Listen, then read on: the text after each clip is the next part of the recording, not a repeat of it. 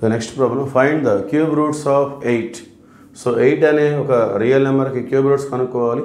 దానికి సంబంధించిన formula cube roots of a positive real number a అనేది ఒక పాజిటివ్ రియల్ నెంబర్. అటువంటి నెంబర్కి క్యూబ్ రూట్స్ యొక్క ఫార్ములా ఈ విధంగా ఉంటుంది.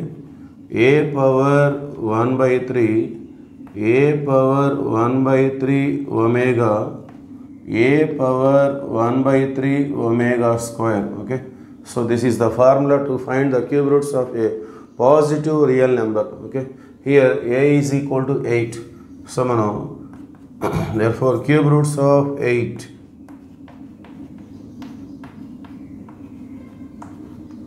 So a place lo 8 ni manam substitute cheskundam. Cube roots of 8 are 8 power 1/3 comma 8 power 1/3 omega comma 8 power 1/3 omega square. Okay, so these are the cube roots of 8. Now we have to simplify this.